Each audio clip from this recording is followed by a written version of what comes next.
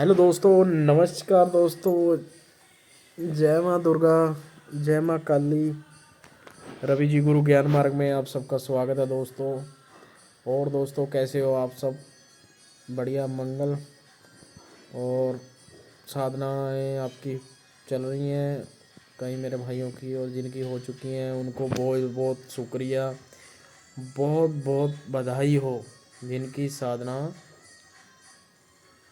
इस टाइम पे चल रही हैं। ठीक है दोस्तों।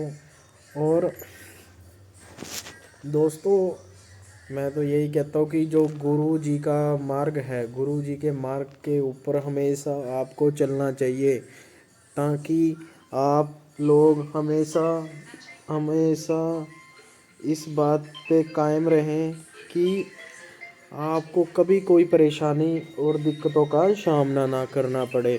क्योंकि दोस्तों, जैसे माँ बाप होते हैं हमारे, वैसे ही ये गुरुदेव होते हैं। क्योंकि गुरुदेव ही हमें रास्ता सिखाते हैं। और जब गुरुदेव हमें रास्ता सिखाते हैं, रास्ते पे चलना, तो फिर जाके हमारी साधनाएं पूरी होती है दोस्तों। दोस्तों, अभी कई लोग सोच रहे होंगे गुरुजी शेव क्यों नहीं कर रहे अभी। देखो दोस्तों, अभी कुछ साधनाएं ऐसी चल रही हैं, गुप्त साधनाएं चल रही हैं, जिस वजह से मैं अभी अपनी दाढ़ी शेव नहीं कर रहा। इसलिए मेरे को कम से कम 3 साल भी, 4 साल, 5 साल लग सकते हैं। तो अभी लंबा प्रोसेस है। लंबे प्रोसेस के लिए तो आपको बताना ज़रूरी नहीं है। मैं इसलिए ये जो साधनाएं हैं ये इसलिए कर रहा हूँ क्योंकि आप लोगों को आगे से आगे बताना चाहिए। क्योंकि ज़रूरी नहीं है कि 41 दिन की साधना करके ही मेरे को सब कुछ मिल जाएगा, यानी कि मैं आपको बता पाऊँगा।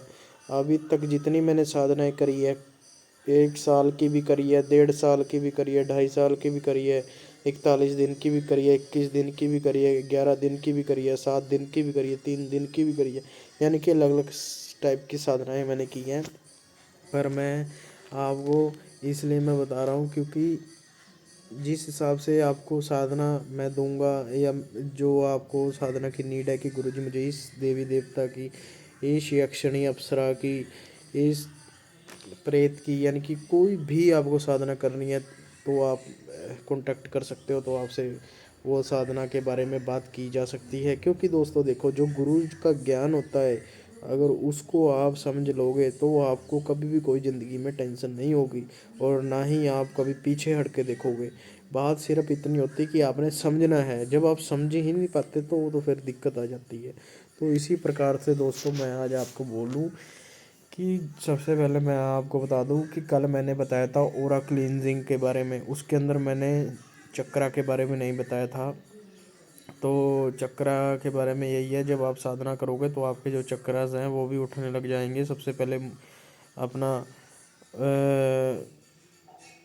सबसे नीचे का चक्कर हमारा है, उससे ऊपर का आराम आराम से 7 चक्र एक्टिव होते हैं। पर वो इतनी इजी नहीं होता, उसके लिए बहुत मेहनत करनी पड़ती है। जो साधना है वो हो जाती है बंदे से 41 दिन में, 21 दिन में, 11 दिन में। पर चक्र का भी अलग सिस्टम है, अलग मैटर है, उसको भी एक्टिव करना एक अलग कला है। तो दोस्तों, साधना और चक्र को कभी इकट्ठा मत जोड़ो दोस्तों, क्योंकि जब इकट्ठा जोड़ोगे तो आपको दिक्कत परेशानी आएगी। ठीक है। और दोस्तों, जो आज मैं आपको बताने जा रहा हूँ, मैं यही बताने जा रहा हूँ कि कोई भी साधना है, जैसे कि कोई मेरा भाई बोल देता है कि मेरे पास यक्षिणी साधना है, क्या यक्षिणी अप्सरा से पावरफुल है, क्या माँ काली की मेरे को साधना करनी पड़ेगी, मेरे पास यक्षिणी की साधना है। तो दोस्तों, इसलिए कोई भी देवी या देवता छोटा या बड़ा नहीं होता। पर जो कई देवियां हैं जो हम आपको पता है, माँ काली जी, माँ वैष्णो देवी जी, माँ बंगला मुखी, माँ 10 विद्या, तो अलग अलग सभी माताओं के स्थान हैं। ठीक है दोस्तों। पर मैं तो यही कहता हूँ कि सबसे पहले आपको 10वां विद्या साधना नहीं करनी चाहिए, क्योंकि अगर वो इस व्यक्ति ने वो साधना कर ली तो समझ लो व्यक्ति बहुत ऊंचाई पे चले जाएगा। सबसे पहले यक्षिणी अप्सरा किन्नरी ऐसी साधनाएं करनी चाहिए। तो ऐसी साधनाओं के बाद ही आपको बड़ी साधना करनी चाहिए। तो दोस्तों, कोई भी आप साधना कर सकते हो, उसमें कोई आपको प्रॉब्लम नहीं आएगी दोस्तों। मेन सिर्फ बात यही है कि आप साधना करना चाहते हो या नहीं, ठीक है दोस्तों। और मैं आज आपको एक बात ज़रूर बोल दूँ, ध्यान रखना दोस्तों, हमारे जो सनातन धर्म में जो भी साधनाएं बताई गई हैं गुरु तरफ से या ग्रंथों में बताई गई हैं, वो मात्र ही मात्र सच्चाई है दोस्तों। पर मैं आपको बता दूं, कुछ किताबें ऐसी होती हैं जिनमें एक इंसान ने जानबूझ के लिखा होता है, वो छोटी छोटी किताबें होती हैं। इसलिए दोस्तों, जो बाज़ार में नकली बिक रही किताबें उनकी ओर ध्यान ना दें, ओरिजिनल किताबें ही खरीदें तंत्र मार्ग की।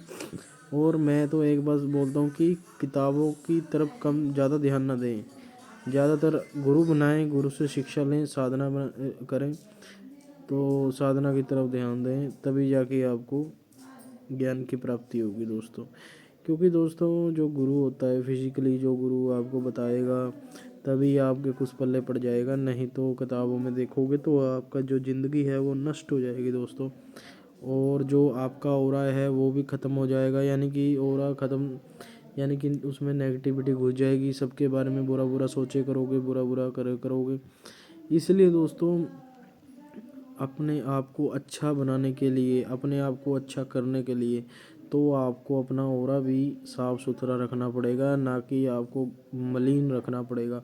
मलिन अगर आपका ऑरा रहेगा तो आप नेगेटिव ही सोचोगे, आप पॉजिटिव नहीं सोच सकते दोस्तों।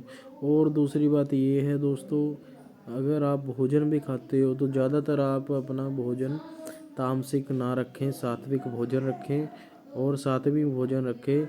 और सुबह उठ के खाली पेट नमक का पानी पिएं या फिर सादा पानी पिएं, ज़रूर ये करें। और सुबह अपने घर में जितना जल्दी उठ करके आप नहा धो करके पूजा पाठ करें तो सबसे बेस्ट है दोस्तों। और हो सके तो मैं तो आपको ये बोलूँगा कि एक रुद्राक्ष की माला ले लें, और सुबह 4 बजे उठ करके नहा धो करके मंदिर में जा कर के वहाँ से फिर आप ओम नमः शिवाय ओम का घर पे बैठ के जाप कर सकते हैं एक स्थान पे, सुबह और शाम, सोने से पहले और सुबह, ठीक है। तो आपको ज्ञान की प्राप्ति होगी दोस्तों, पर उसके लिए आपको ध्यान करना बहुत ज़रूरी है। अगर आप ध्यान नहीं करोगे दोस्तों तो आपको कोई भी समझाने वाला नहीं है। जैसे कि आप लगा लो, आप कोई ऐसे बाबा के पास चले गए जिसके पास बहुत सारा ज्ञान है, आप वहाँ पे बैठ के जाके कि हाँ जी गुरु जी मैं ये बताओ, वो आपको दो से चार लाइनें बता देगा, ठीक है, पर करना तो आपको पड़ेगा ना। वो आपको घुमा देगा, टला देगा, वो देख लेगा आपको कि आपकी हरकतें कैसी है, वो देख के आपको 2-4 लाइनें देगा, आप बोलोगे गुरु जी मुझे तो आनंद आ गया, आनंद। फिर वो 3-4 दिन बाद फिर आप वैसे के वैसे हो जाओगे। वो क्यों होगे? क्योंकि ना तो उस गुरु ने आपको बताया कि आपका ऑरा क्लीन कैसे होगा और आपका जो चक्रास है वो सेट कैसे होंगे। तो इसी प्रकार से आपके ऑरा और चक्रास सेट होंगे कि जब आप परमात्मा की ओर ध्यान लगाओगे, जब आप परमात्मा की ओर ध्यान लगाओगे तभी आपके ऑरा और चक्र सेट होंगे, नहीं तो नहीं होंगे दोस्तों।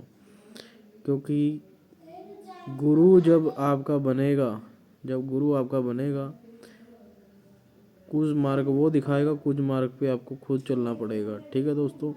अगर ऐसे ही भटकोगे तो आपका कोई इलाज नहीं हो पाएगा, यानी कि आपका ना तो ओरे का, ना तो चक्रास का, ना ही कोई साधना का।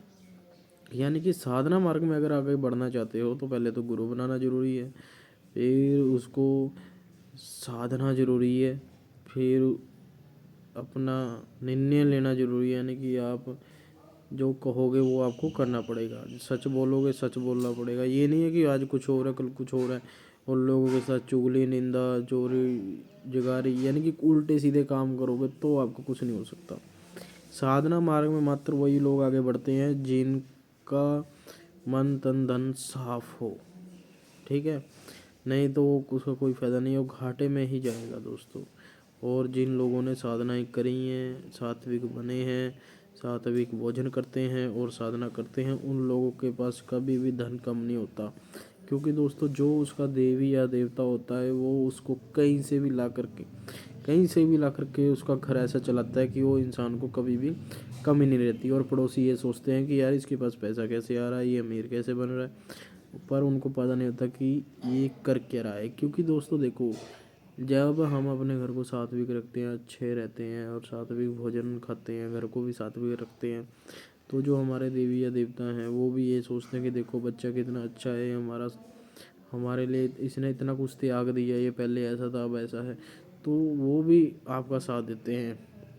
ठीक है, अगर आप ये नहीं सात्विक नहीं बनना चाहते तो वो आपकी इच्छा है, पर मैं तो यही बोलूँगा कि जितना आप सात्विक बन के रहोगे उतना ही आपके लिए अच्छा है। और सात्विक रहो, स्वस्थ रहो, अपनी साधनाओं की तरफ ध्यान लगाओ। अगर आपको साधना मार्ग में कोई दिक्कत आती है, अगर आप साधना करना चाहते हो तो मुझसे जुड़े, मुझसे मैसेज करें, फ्री ऑफ कॉस्ट है, कोई पैसा नहीं लिया जाता साधना के बारे में, ना कोई आपको पैसा लिया जाएगा। ठीक है दोस्तों, आज के लिए इतना ही, फिर मिलते हैं। जय माँ दुर्गा, जय माँ काली।